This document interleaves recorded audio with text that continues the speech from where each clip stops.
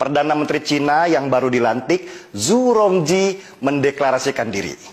Berikan saya 100 peti mati, 99 buah akan saya kirim untuk para koruptor, dan 1 untuk saya sendiri kalau saya korupsi. Pernyataan Zhu Rongji ini bukan main-main, bukan sekedar manis di bibir, tapi dia benar-benar melaksanakan amanatnya. Tidak berapa lama sesudah dia berniat memberantas korupsi di Cina yang sudah berakar di sana, seorang pejabat Partai Komunis Cina ditangkap dan dihukum mati. Padahal orang itu adalah teman satu partainya sendiri. Koruptor itu diarak di jalan, ditembak di belakang kepalanya. Seluruh hartanya disita oleh negara dan keluarganya disuruh mengganti peluru yang dikeluarkan untuk menembaknya mati. Kejam? Banyak yang bilang begitu. Dan kelompok hak asasi manusia yang berpusat di Amerika seperti biasa teriak-teriak, protes, tidak boleh ada hukuman mati karena manusia punya hak untuk hidup. Tapi Cina tidak peduli. Ribuan lagi koruptor mereka tangkap dan mereka tembak mati.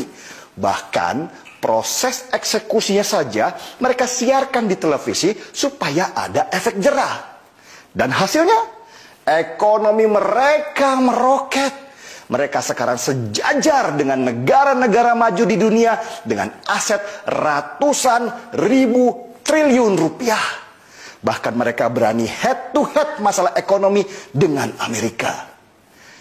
Bisakah Indonesia menjadi seperti Cina pertumbuhan ekonominya?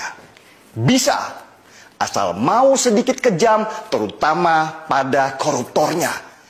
Indonesia sama seperti Cina sebelum tahun 1998. Korupsi sudah menjadi budaya dari atas sampai bawah.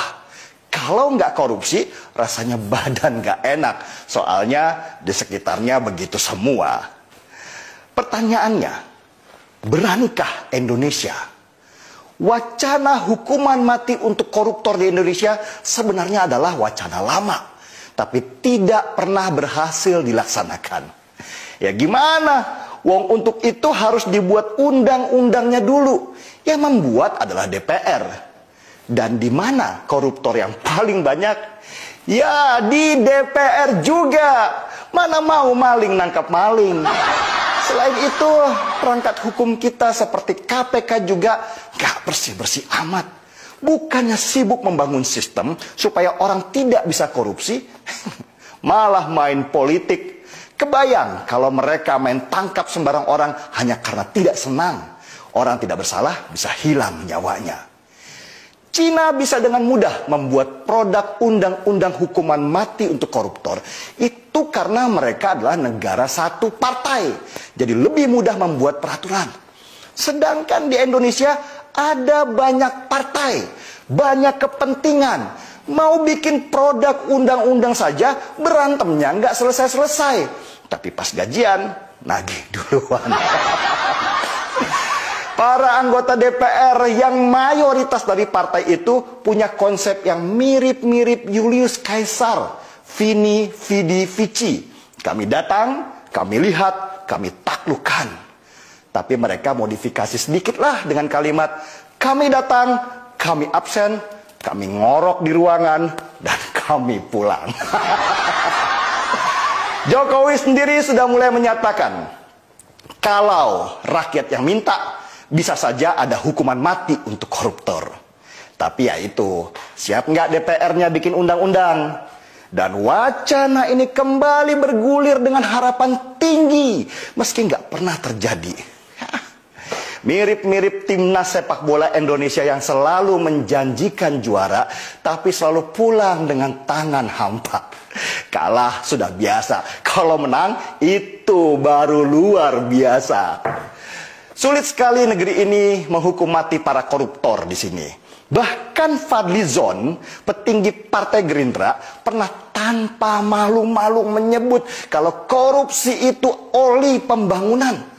Kalau nggak ada korupsi, negara nggak jalan. Nah loh, gimana mau bikin undang-undang?